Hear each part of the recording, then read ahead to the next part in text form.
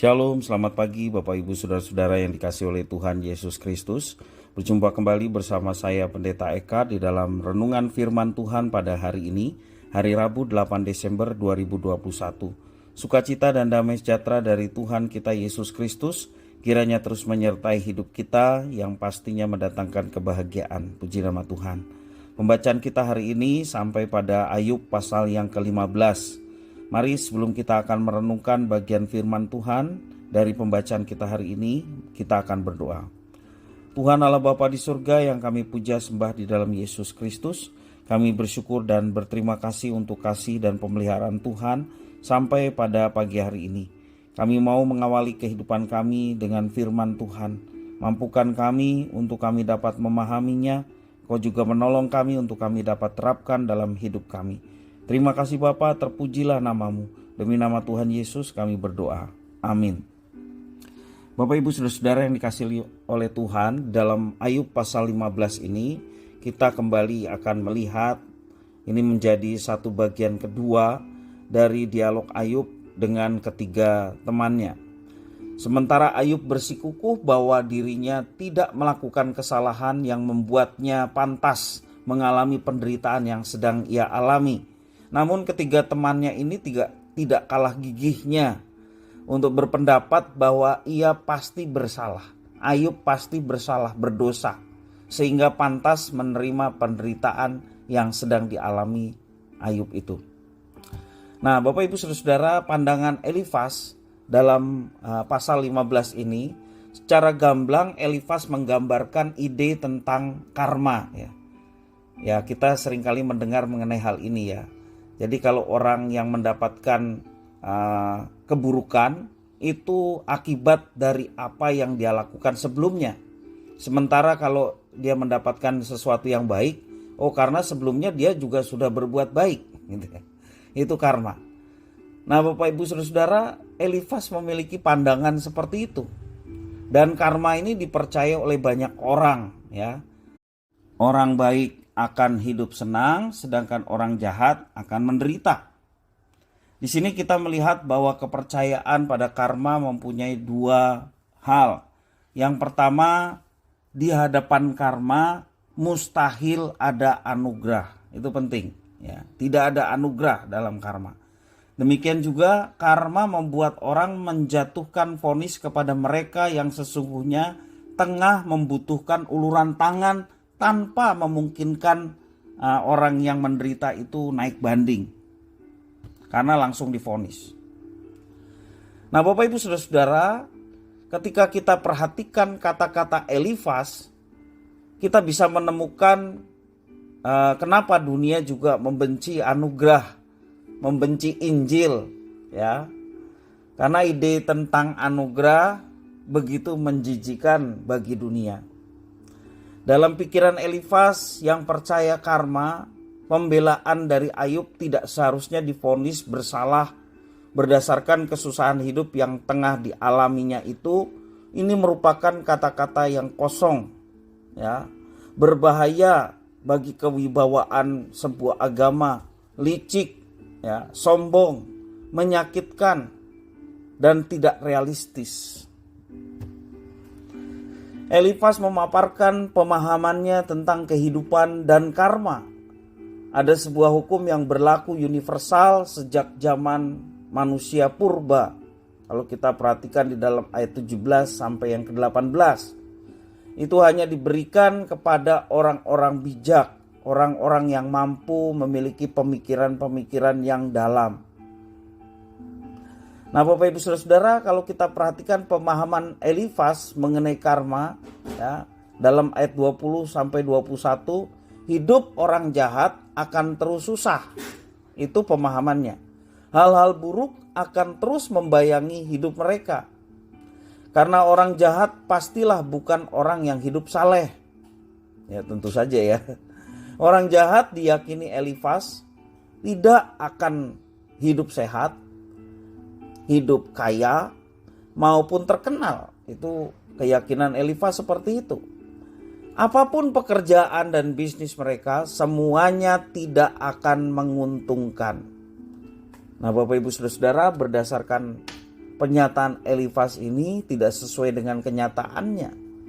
Ya, contohnya ada banyak orang jahat yang sukses. Banyak korupsi, maksud saya koruptor yang hidupnya secara manusia sangat diinginkan oleh orang lain, ya, karena kekayaan dan kehebatannya. Tetapi semua itu hasil dari korupsi. Nah, Bapak Ibu Saudara, kenyataannya seperti itu. Orang jahat kok tidak seperti yang dikatakan oleh Elifas. Walaupun memang pada akhirnya semua orang, ya, akan dihakimi menurut perbuatannya. Tetapi hal-hal yang dikatakan oleh Elifas ini sangat mengabaikan yang namanya anugerah Allah. Ya. Allah menggunakan kisah Ayub untuk menunjukkan bahwa kesuksesan hidup bukanlah indikator kebaikan atau kejahatan. Kalau kita perhatikan, Tuhan Yesus menderita, tentu saja bukan karena kejahatan yang telah diperbuatnya sehingga Yesus menderita. Yesus menderita justru oleh karena kejahatan kita. Itulah anugerah Tuhan. Dia yang tidak bersalah, dia yang tidak berdosa, tetapi menerima hukuman. Sebaliknya kita yang sesungguhnya harus menerima hukuman karena dosa-dosa kita. Kita diampuni, bahkan kita diberikan satu anugerah yang begitu besar, diterima di dalam rumah Tuhan yang sungguh membahagiakan hidup kita. Bapak Ibu Saudara-saudara yang dikasihi oleh Tuhan, iman kita mengajarkan begitu besar anugerah Tuhan yang kita dapatkan. Sesungguhnya kalau kita berdasarkan karma, tentu saja setiap manusia akan binasa karena karmanya memang seperti itu. Orang berdosa, hidup tidak sesuai dengan rancangan dan kehendak Tuhan, pastilah mendatangkan hukuman. Itulah nasib kita sesungguhnya. Bapak Ibu Saudara-saudara yang dikasihi oleh Tuhan, banyak orang yang membuat satu hukum sendiri. Dia berbuat jahat tetapi mengimbanginya dengan perbuatan baik. Dengan satu tujuan, perbuatan baiknya itu akan mengimbangi jahatnya atau bahkan menutupi kejahatannya. Sehingga perbuatan baiknya itu dipertimbangkan sebagai satu hal yang akan menolong dia. Nah, Bapak Ibu Saudara-saudara, harus sebaik apa supaya kita bisa diterima oleh Tuhan? Tentu saja standarnya Tuhan bukanlah standar kita. Standar Tuhan adalah sempurna tanpa cacat sedikit pun.